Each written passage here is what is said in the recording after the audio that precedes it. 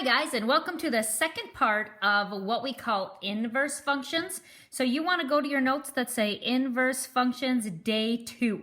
Now today I think this is so much fun.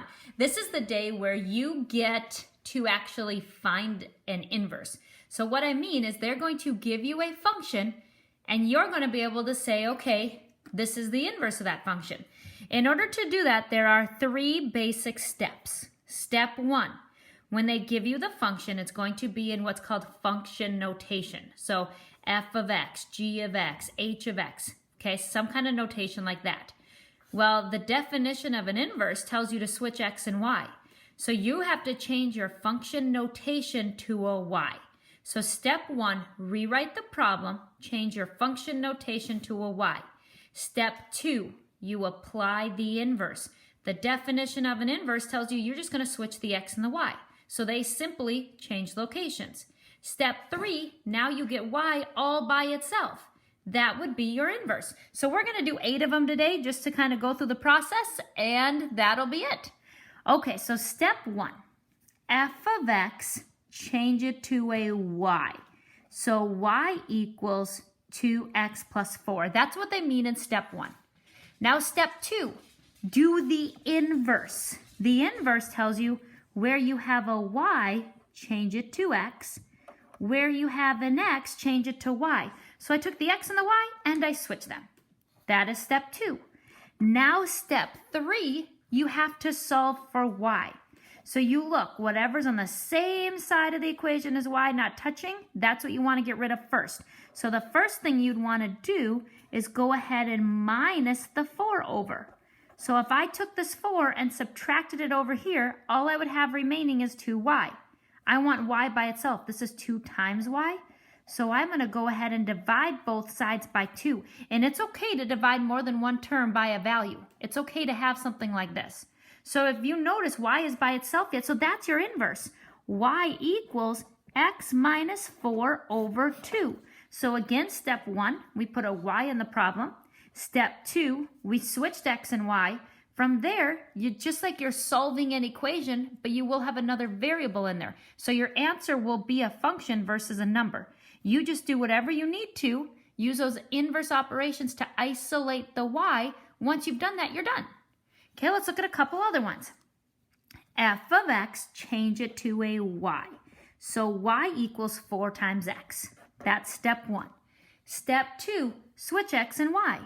So x equals 4 times y. You just applied the inverse. Last step, isolate y. This is 4 times y. So if I have x equals 4 times y, in order to get y by itself, if I divide both sides by 4, 4 divided by 4 would cancel. Y is by itself, so your inverse is y equals x over 4, and you're done. Let's look at a couple more. F of x, change that into y. Step 1 is done.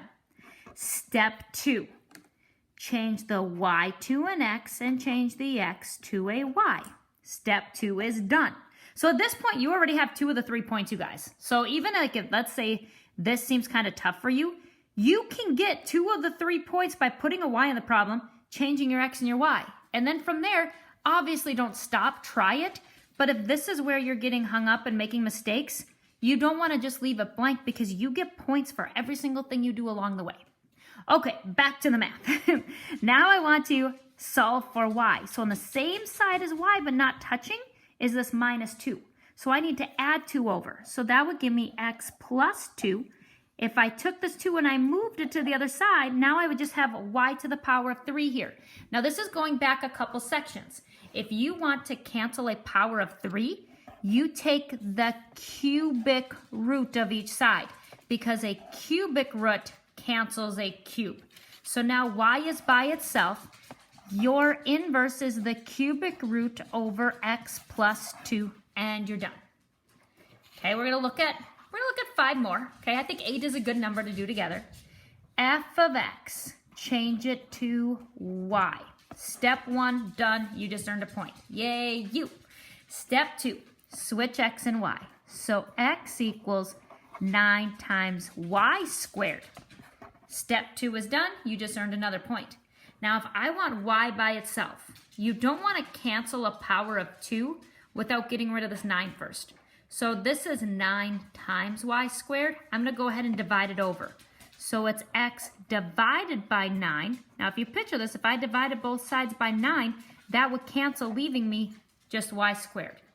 To cancel a power of 2, you take a square root, because a square root cancels a square. So y equals a square root of x over 9. There's your inverse. Okay, now let's look at one with the fraction. F of x, change it to y. Step 1 is done. Step 2, switch your x and your y around. So the x's and the y's just switched. There's your second point. Now if I want y by itself, on the same side of the equation as y but not touching is a plus 2. So I can take that plus 2 and minus it to the other side. So it'd be x minus 2. I would have 1/3 y left. Okay, now this is 1/3 times y. So typically you would divide. But in math, you don't divide fractions. Okay, so I can't put x minus 2 divided by 1/3 because that breaks that rule. Instead of dividing by a fraction, what you do is you multiply by the reciprocal. Because 1/3 of 3 is a 1. So I would have 1y remaining. Because I multiplied by the denominator, that would cancel. Now here, when you multiply by a 3, you have to realize that you had 2 terms. So when you multiply the 3 over, you have to multiply both of those terms by 3. So it's just like distributing.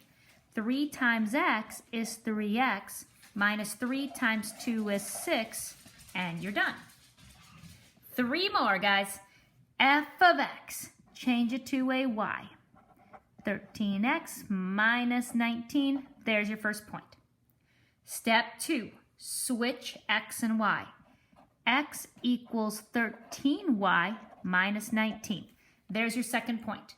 Step 3, I need to isolate y. So on the same side of the equation as y, but not connected, is minus 19. So my first step is I'm going to take that minus 19 and I'm going to add it over to the x. So you'll see that's what I did here. Minus 19 got added over here. Now it is no longer on the side, leaving me just with 13y. This is 13 times y. If I divide everything by 13, that cancels. So y is alone. That's what you need. So your inverse is x plus 19 over 13. Number 7, f of x, change it to a y. Step 1 is done. Step 2, flip x and y. Step 2 is done. Step 3, isolate the y. This is y to the power of 4. So what I need to do is cancel a power of 4. To cancel a power of 4, remember you do the fourth root. That index, that little number outside of the radical, has to match the exponent that you're trying to cancel. So a fourth root cancels a 4, so y is alone. Your inverse is a fourth root of x. Now remember, just talking about inverses, what that means is if I were to graph the original function and the inverse, they would be a reflection over that diagonal line we looked at yesterday, y equals x. Kind of cool. Also, if you did composite functions, if I took x to the power of 4 and filled it into here, everything would cancel except for an x. If I filled this in for x here, everything would cancel except for an x. So those are just those other ideas for an inverse. When you graph them, they are a reflection, so like a mirror image over that diagonal line. And if you do composite functions, both ways you would have to get an x. Okay, and then today we're really focusing on what's happening as you're switching the x's and the y's, so you can take any function and go ahead and make an inverse. Last one for the day, and I will let you guys go ahead and get back to whatever it was you were doing. F of x, change it to a y. Okay, I tried to jump ahead and do 2 steps at a time. So first thing, I took f of x, changed it to y, kept everything else the same. That's step 1, that's 1 point. Step 2, switch your x and your y. So y becomes x, and x becomes y. There's step 2. Awesome. Now the last thing you want is you have to get y by itself. Obviously, I know I'm going to be canceling a power of 3, but you can't do that until y cubed is by itself. So I need to get rid of this 3 and this 1/7 first. On the same side as y but not touching is this -3. So I'm going to go ahead, sorry about that, my dog's excited. I'm going to go ahead and take that -3 and add it over. So now I have 1/7 y cubed. Now if I look, I want y cubed by itself. I can't divide by 1/7 because that's a fraction. You can't divide by a fraction. So I need to multiply both sides by the reciprocal, which is 7. So here I would have y to the power of 3 because 1/7 of 7 is just 1. Here the 7 goes to both the x and the 3, just like we saw in example number 5. So 7x plus 21. To cancel a power of 3, you do the cubic root.